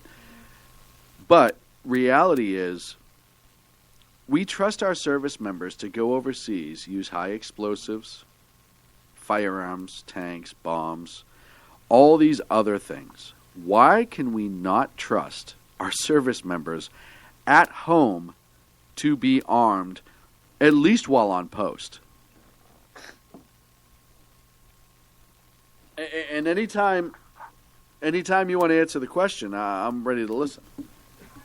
You know, I don't know, and I don't know. I'm going to preface it by saying I don't know. However, would imagine that maybe it has its roots in a distrust of the American people having armed military housed or among them when they're not on base. I don't think that argument really holds water while they're on base. I really don't think it even holds water if they're within a recruitment depot, which would be federal leased property in an armory, so that when they get to work, they can pull those weapons and have them while they're on those posts and then lock them up when they leave, say for lunch or anything like that. But I wonder if some of those rules, particularly at institutions like recruiting stations that are more in strip malls and among the civilian populations, are because of that historic distrust of having a standing army in and among the population. And I understand that. And you know, my other, believe it or not, my other theory on it was far more nefarious. Is that, you know, right now, in order for military members to go get their weapons, they actually have to go to the armory, which is secured, and check it out. And if it ever went bad in this country, I don't know how much of it is the fear that many of the service members would side with the American people, and not readily have access to their duty equipment. So, but they haven't. I don't know that they have ever been armed. A larger, and again, I'd have to go back, but I don't know if they have been in the past. A larger population of the military, if qualified, specifically sidearms, I believe were permitted to carry sidearms while on duty. And you can double check me on that, but I believe that was the rule up until 1992-ish.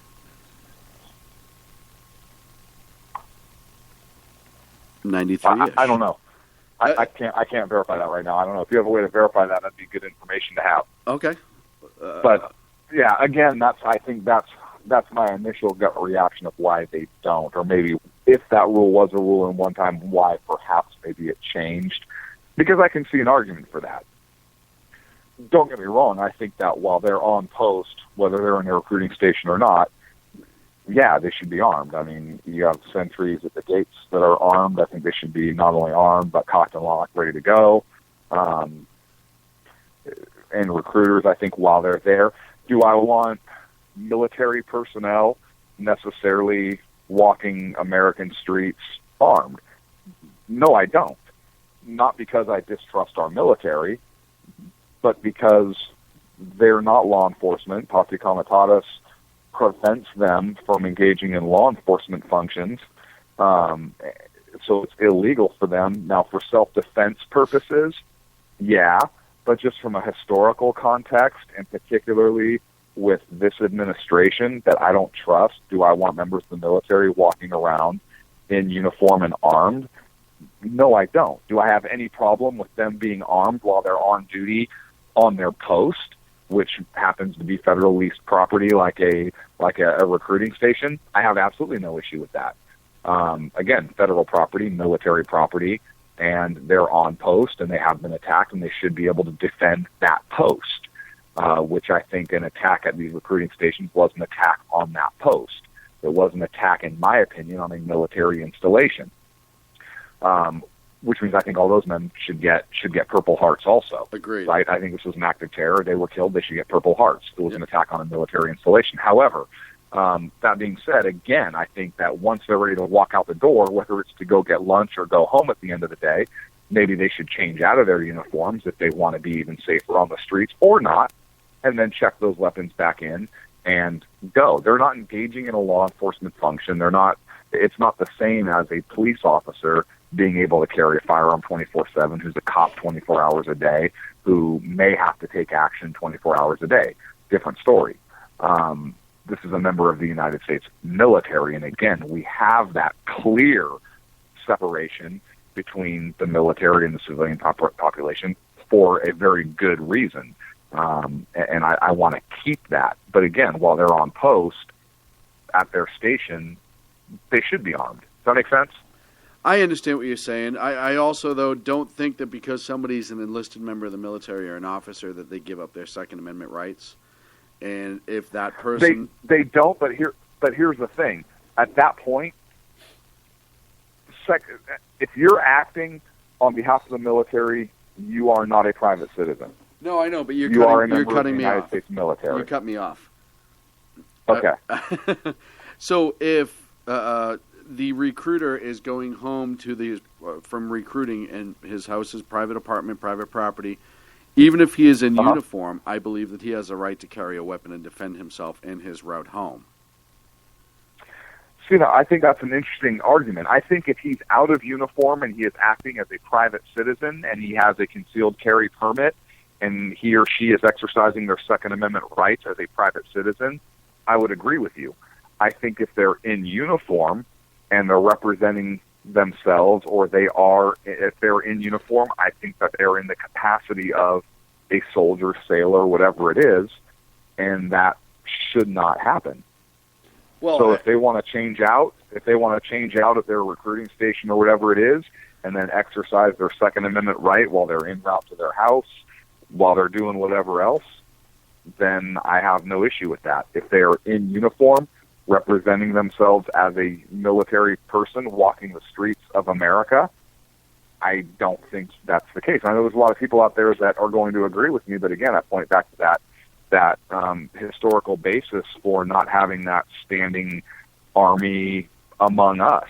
But following your same argument, then they should never be allowed off base or out of their office while in uniform, because it's not necessarily the weapon as much as the image of authority that bothers you. You know what I mean? And I don't mean the image of authority, like as in you don't like authority, but just the fact that, and some people would say, and I've heard this, is even them in their uniforms can be considered an image of authority and therefore an occupied state, if you will. I think them in their uniforms isn't necessarily an image of authority. I think them in their uniforms is them representing themselves as a member of the United States military. Right. So if they and the United States military should not be armed among the civilian population, much like the big outcry among Jade Helm and everything else that we've seen. The United States military should not be armed among the civilian population. Now, I mean, if they're flying their jets over in airspace and doing those, I mean, that's a completely different story. Engaging in exercises, whatever. But I'm talking about, should the military be armed among the civilian population in time of peace? Absolutely not. And if they're in uniform outside of whatever post there is, then they are a member of the military, and that should not happen. Just, again, not out of not because of distrust or anything like that, but just from that historical context of there's a reason we have that clear separation. I understand what you're saying, but I think now with them being particularly targeted, and listen, I understand. I understand what you're saying, but I think the devil's advocate, and I'm actually leaning more this way, is they are just as much of a target out of uniform, and I don't think they should have to change out of their uniform because they're leaving post.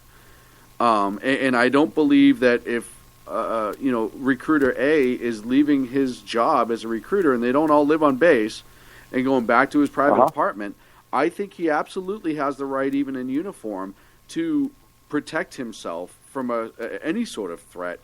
Versus an active. Now, listen, if he's walking around in full battle rattle, that's a different story.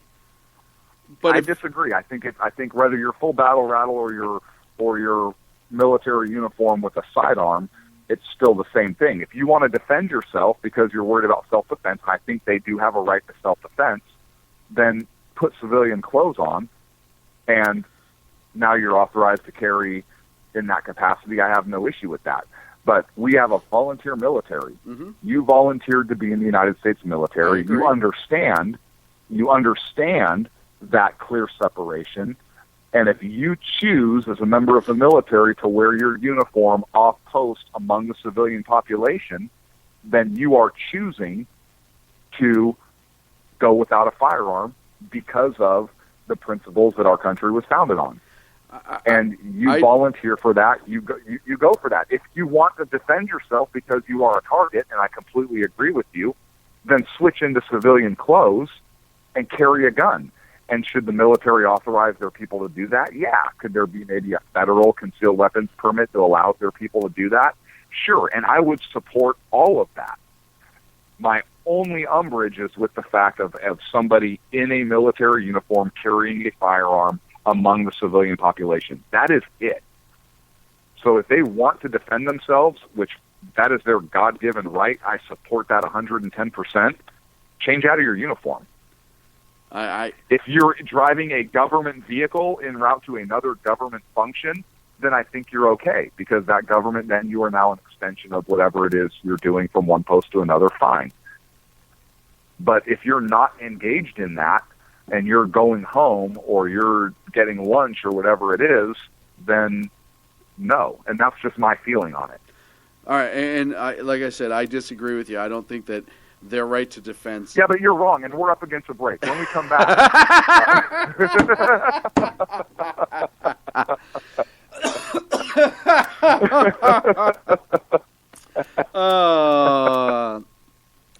From the guy who can mute Good, Clint... I'm sorry, Sean. History backs me up on this. I'm sorry. Hold on. I can't hear you over the mute over the mute button. It's over the mute button. I just can't hear you over the mute button. It's the weirdest thing. We're going to be back here at the Sackheads Radio Show, live on the SHR Media Network. Stick around. Sackhead Clint is on the line, and we'll be back with more and wrapping up the show here in just a minute. It's too funny. Conservative media done right. You're listening to the SHR Media Network.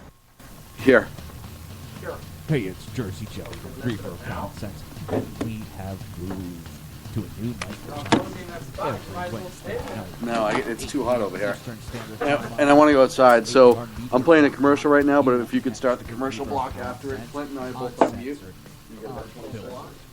Yeah, and only I'm not playing a regular commercial. I'm playing a Jersey Joe's commercial that shows that.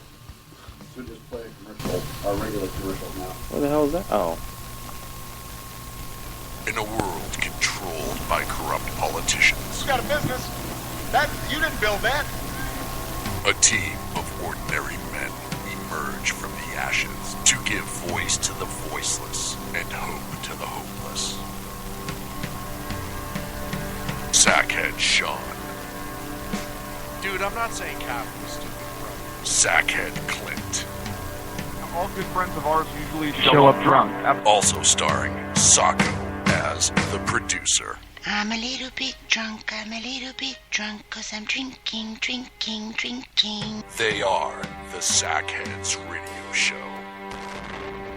Every Wednesday at 8 p.m. Pacific on SHRmedia.com.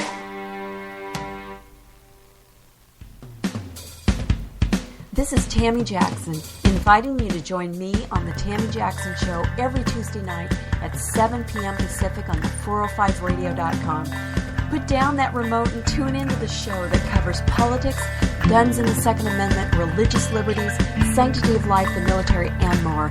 I host newsworthy guests and work hard to be a conservative radio show that's not like all the others. So save Tuesday nights at 7 p.m. Pacific for me, Tammy Jackson, on the 405media.com.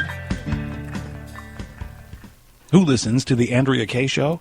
Let's find out as we eavesdrop on listener Roger Johnson in Encinitas. You know, if our policy is going to be bring any child who comes across the border and says coordination, we have to take them in. Okay, so apparently Roger fell asleep in the middle of my brilliant political tirade, and now he plans to sue me because I put him on the air, sleeping. Obviously, he's a liberal. Snoring, not an option while listening to The Andrea Kaye Show, Tuesday mornings at 11 on Financial News and Talk. You know I'm right. Y'all know I'm right.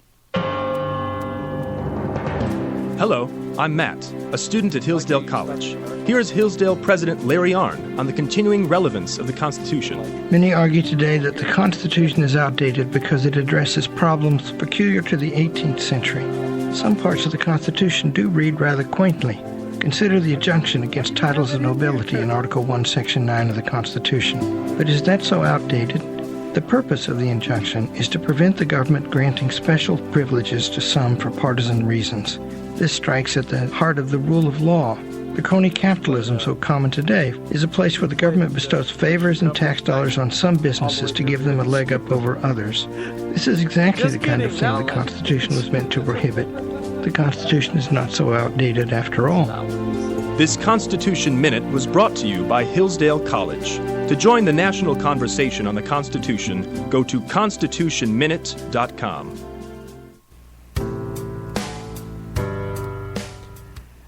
And welcome back to the Sackheads Radio Show. Thank you so much for sticking through with us. Oh, moving right along here. Sackhead Clint, sir. This week, the Obama administration is taking a page out of your book and wanting to disarm more people. Take a page out of my book. I'm pretty upset. I asked for the page back. I didn't get a response. Clint, if you're on Social Security, essentially the Obama administration says, I don't necessarily want you to have guns. Is there any... Right, which clearly that's a great call. Right. Is there any sort of reason in your mind, you being, the anti-gun person that you are, any sort of reason whatsoever that you could think of that would justify this as even at all slightly semi-constitutional? Look, even me being as anti-gun as I am, right? I cannot defend this. As much as I would love to. I would love to defend this. Right? Right. I know. And I'm so sorry. I'm so sorry that you would love to defend this but are not able to. 22 million plus people could be affected by this. The Obama administration saying, if you're on Social Security, you're essentially saying that you are not in any way, shape, or form able to take care of yourself, your finances, perhaps lack the mental faculties to be able to possess a firearm as a private citizen. The amazing part about this is Social Security is not free government money. Social Security is something that most Americans pay into their entire life. Are you being attacked by a bear? And have to. Even though that the government has borrowed money from Social Security and never paid it back, the government puts zero money in Social Security, but they're saying somehow in some genius, and I use that term extremely loosely, what I meant was idiot, some idiot's brain, that if you're on Social Security, elderly, disabled, what have you, you are not able to possess a gun. I don't even understand. Okay, so here's why, perhaps. You ready for this? Yep. And how you don't see this connection, I don't know. I can't explain it to you pro-gun wingnuts, okay?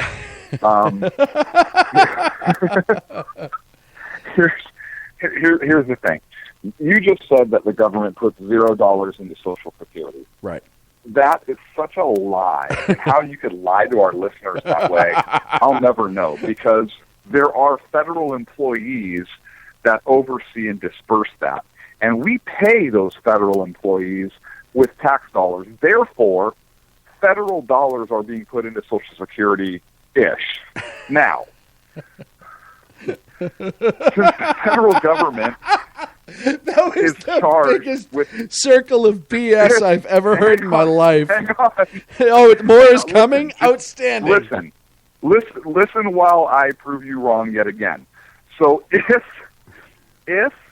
the federal government is putting money into the disbursement of funds that have been entrusted to them by the American people, then they should be able to make rules about who they're dispersing money to. I can't even finish that thought with a straight face. Let me follow your logic on this. So you come out of this. Hold on, I have a map here, and it shows the Social Security Administration, the average private citizen, and it's a direct line. And then I see government going into Social Security, obviously to take money from it, and then a pool of refuse all the way up in the top right-hand corner of said map. You have driven from the Social Security office right to the pool of refuse. Right. So what's confusing about that? Nothing whatsoever. Listen, Perfect. I'm glad you agree with my logic. The simple fact that the U.S. government is assimilating the fact that if you're on Social Security, you're somehow not in control of your mental faculties and or responsible enough. This is sheer age discrimination. Oh, yes. Right? Yes. This is 100% age discrimination. And disability discrimination too, right? Because there are plenty of people on Social Security that I want to read something. Okay. Shall not be infringed. unless you're in the That's military. pretty freaking clear. Yeah, but then you're not, right? Do you... I'm just saying, go on. No, that's a completely different set of circumstances. And you and I both know that. Volunteer. You sign a whole bunch of paperwork. Don't volunteer, right? Or change out of your uniform. So, no, this is it's age discrimination, and I like where you're going with the ADA also. Yeah, there are plenty of people who are physically disabled, but that does not prevent them from maintaining responsibly and utilizing responsibly a firearm in a manner that's consistent with the U.S. Constitution. Now, obviously, right. If somebody has a severe mental handicap, we've both talked about this before, and as we've seen time and again, usually with people with mental disabilities, everyone knows it, nobody says anything about it.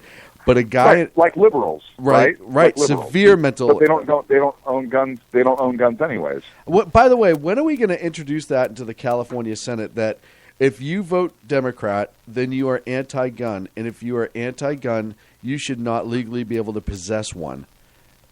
We have to enter that at some point to be voted on as a referendum in the state. But here's the problem, right? Shall not be infringed again.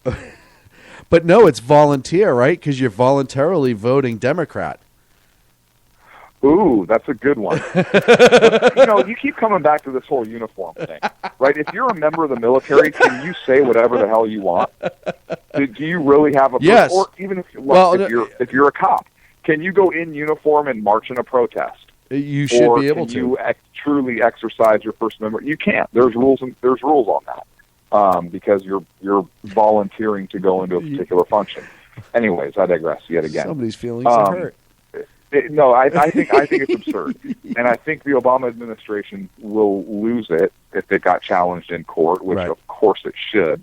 They're just trying to do another end around for gun control around the whole legal process because they have zero respect for it. Yeah, no, I agree, and and at this point, and Ag in the chat room brought up a really good point.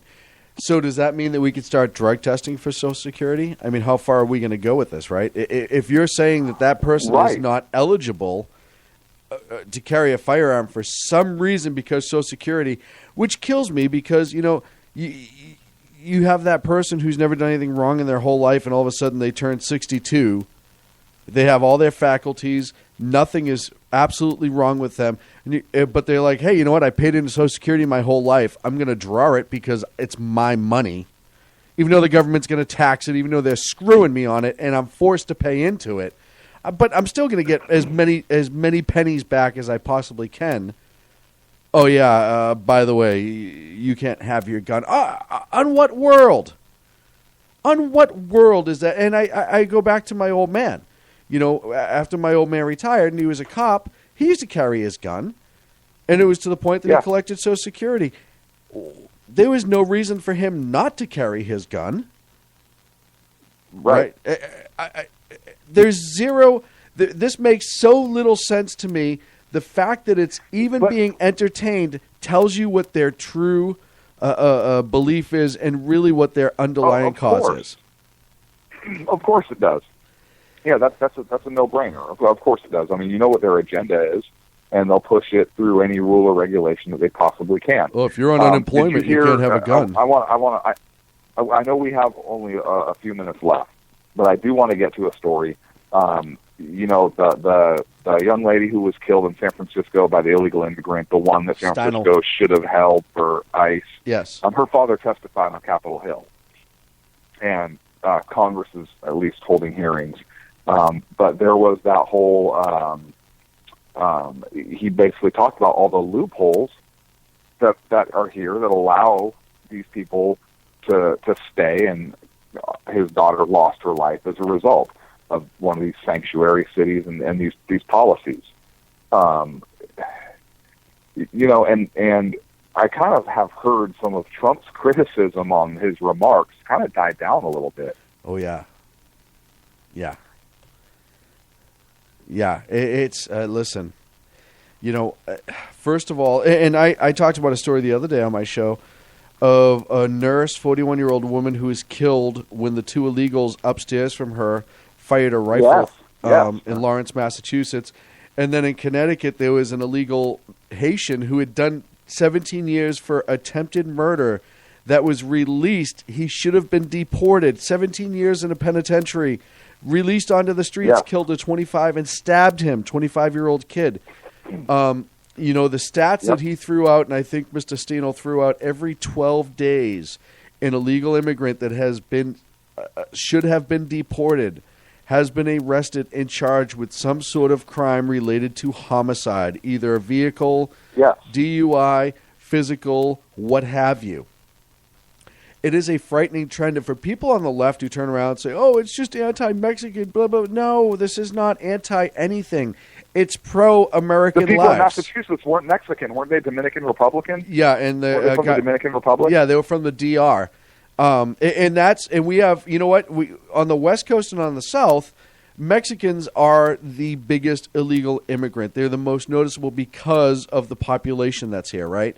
In the Northeast, criminal aliens, which, by the way, that was a phrase coined on this show, 3 years ago now?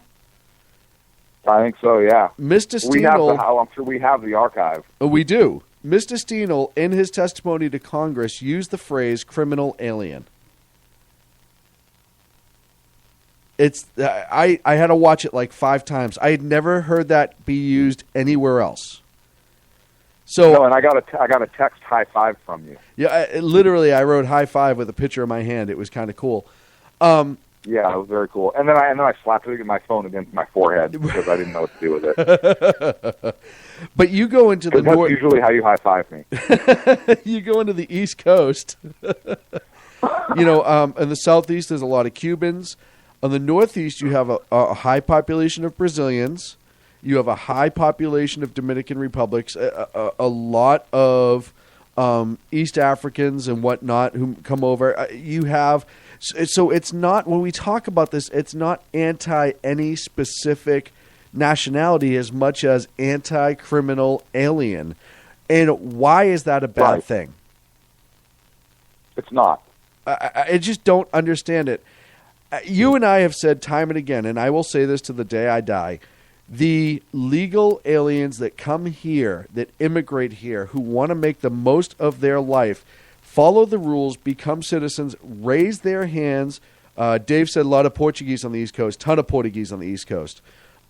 Raise their hand, pledge to the country, which now, believe it or not, allegedly you can drop the whole defend the Constitution thing when you take your citizen pledge, so that's a different topic. But I applaud those people, and I will be the first ones to high-five them and wish them the best of luck. And they, oftentimes, the legal citizens that come here, usually appreciate and understand our way of life and our laws far better than the people that have lived here for their whole lives.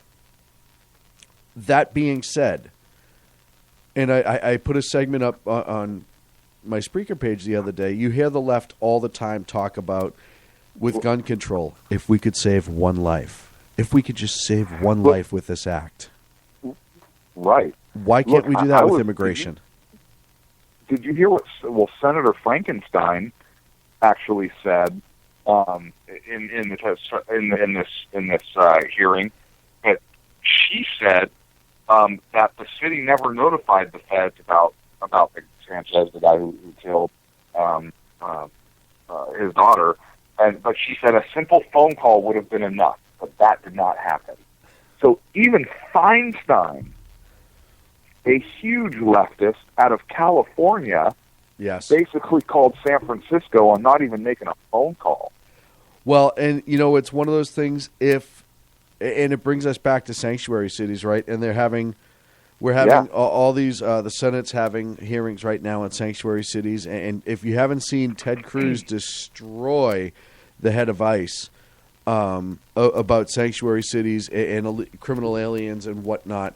You need to Google that, YouTube it, Bing it, do whatever you need to do. It's amazing. But, we talk about sanctuary cities, and all the time, ICE and immigration, all they're saying is time and again, oh, well, we don't want to upset our local partners, and the plans that were in place before didn't seem to work, and we had to change them, and now if we put these mandatory detainers on these people and tell them they can't be sanctuary cities, it'll really upset our local partners. And I said to myself, you find one cop, honestly, and I happen to know a lot in my life. You find one cop who would be mad that the person he stopped had a federal detainer on. Well, I don't want to do that. Now I have to bring him all the way to jail. Gosh, that's horrible. That's the biggest line of BS. They don't want to upset the liberals who are in power in those cities, but it has nothing to do with the actual law enforcement that's on the ground that would enforce it.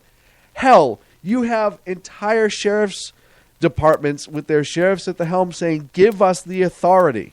We will do it. We will be happy to enforce it.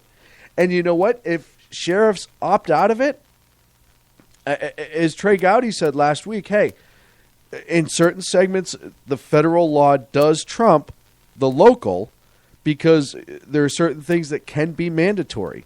And if you put a federal detainer and authorize law enforcement and make it a mandatory arrest, law enforcement has to act. If you have, and that's not aside. You would also have to give law enforcement the authority on a local and state level to enforce a federal detainer. So you would have to pass a law saying, hey, any local, state, county law enforcement officer can enforce these rules. Or you have to get the states to adopt it. Because or you get the states to adopt it. Or the federal government just gives the cops the authority to act on it. Right, because, well... basically give them that limited authority. I would... right. And either way you solve the problem. You can skin that cat... Oh, here we go. Now everyone at PETA is going to be mad at me. You can skin that cat either way. But you look at federal crimes that are regularly acted upon by law enforcement locally. It happens all the time, right? Bank robberies. Bank robbery is technically a federal offense. Most states have adapted state laws that they use in place of it. Counterfeiting, things like that. So it's not even like it's an unheard of precedence, right? It's a very common thing, and it's not expanding local government into the federal realm. It is giving local government access or authority over this specific item. It's one particular issue. And we see it go the other way where you have some agencies, sheriff's departments, police departments, what have you, give some federal authorities local permission to and authorization to enforce certain bylaws, city ordinances, what have you. So that is not so uncommon that you would have to reinvent the wheel. It could be done with a pretty quick stroke of the pen, and it could be solving a lot of problems. One sentence. Yes. One sentence. Yes. Because you would have states like California that wouldn't adopt it, right? They would not authorize their law enforcement officers to take action on that, probably. Well, the state legislature wouldn't do that. But if the feds did it, if the feds authorized local, then it'd be... point. If the feds authorized it, then there's nothing the states couldn't prohibit it. Right. Every sheriff and law enforcement agency can do it however they want. And then the ones that don't, well, you have a precedent. You shall do it. But you shall do it. I can agree with that. And then the ones that don't, well, now you have some sort of precedence that you can file a law enforcement against, a lawsuit against. And that would eliminate, by virtue of its own act, it would eliminate sanctuary cities. It would, because you could do that also, right? You could authorize any agency that wants to adopt policies to allow for that to do that. But if they fail to do so, then they can be held civilly liable at the event something happens in their jurisdiction that they could have acted on it didn't, right? Absolutely. And it keeps them honest. And that's something that needs to happen because, like you said, you could have San Francisco who's like, oh, that's all well and good, but we're not going to enforce that. And then you have an incident like you had with Miss Steinel on the pier. Well, wait a minute. You should have had that guy in custody still, or he should have been deported by now, and he was not. You released him. Well, we're a sanctuary city. You're a sanctuary city that's going to be writing a huge check. And keep going. because you're not getting any federal money until you comply. Right. Any federal money for anything until you comply, because it's your job to follow the law. Just like you expect people to... So that's a whole different discussion about federal money going to local agencies anyways. Oh, I agree. It's a totally different discussion. But in this case, it would absolutely be leverage. Yes, it would. And this isn't leverage about political gain. This is about saving lives. And at the end of the day, that's really what this discussion comes back to. You look at the amount of lives... The security of United States citizens that's being breached by criminal aliens. Yeah, and Trey Gowdy said it last week. You keep passing all these laws and waiting for these illegals to come out of the shadows. The people that are committing these crimes, the illegal that killed the 2 sheriff's deputies up in Northern California last year, they live in the shadows. What about Deputy Danny Oliver from Sacramento County? Yeah, absolutely. Lived in the shadows, right? These people aren't coming out of the shadows. They don't play within the rules. They were lawless when they were in Mexico, and they'll be lawless here, just like they were lawless when they're in the Dominican Republic. Or whatever country. Well, that's what I was saying. They were lawless in the Dominican Republic. They'll be lawless here. And when we talk about securing our borders and everyone goes back to, Mexico, Mexico, Mexico, I told a story, not too long ago where I said, hey, you know what? I have seen a boat come up from the Dominican Republic to pick up crushed steel. There's a pier right in Everett, Massachusetts that they pull up. There's a place called Schnitzer. And they're supposed to get custom checked offshore and then come in. I have seen that boat dock and 20-something illegal Dominicans jump off the boat and run to freedom. So when we talk about securing our borders, it's not just Mexico. It's all of our borders. It's all of the criminal aliens. It's all of that. And it's to protect our nation and our citizens, because on top of the citizens being affected and the citizens being killed, which is the biggest thing that we should address it for, I absolutely agree. So you're talking about for the public welfare and the common defense? Yes. Oh, yeah. The federal government doesn't have the authority to do that. It's weird, right? You think that'd be something they'd be on board with. It's kind of like their thing. It's supposed to be their thing. It's one of the few things they're supposed to do. But yet they dick it up anyways. They dick it up like Caitlyn Jenner in a sprinting contest. They dick it up like Caitlyn Jenner's doctor after the surgery when he put it up in the air. Oh, that's so hateful of you. No, it's funny. I don't care how you look at it. It's funny. It's just funny, right? Yeah, because I got a picture of the doc just holding a penis in the air. And I'll tell you right now, hang on, quick, take a picture, put it on Facebook. Bruce Jenner's dick. Put it up there. Excuse me, sir, ma'am, whatever. Will you autograph this for me? Because I'm going to put this in formaldehyde to save it. And you know what? I guarantee you there's transgender people all over this world that'll laugh at that joke. I don't care who you are. It's damn funny. Oh, God. Wait. Can you even autograph Bruce Jenner? Will it fit? Ooh. Or just kind of go around it. Make like a spiral. Will you just put a C and a J on it? That'll be great. Wow, steroids really did you in. I don't know if he did steroids. I want it signed as Bruce. Put a B and a J on it. No, not that way. Close your mouth. Oh, wow. You went there. With 1 minute left, we went there. Oh, we couldn't even make it through the whole show. Folks, that's it for the Sackheads Radio Show. We will be back next Wednesday. What a great note to leave it on, man. Leave some good taste in your mouth. We'll be back next week on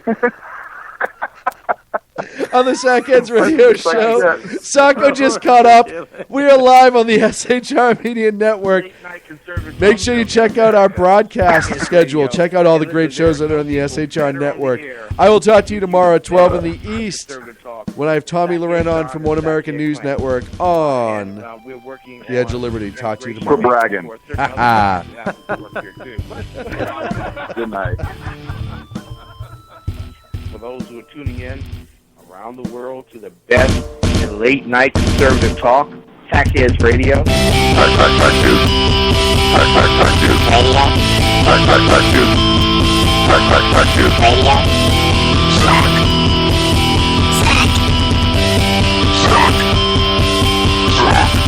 The best late night conservative talk show in America. In America. In America. And in this web was a large, I'm pretty sure it was the biggest spider I've ever seen.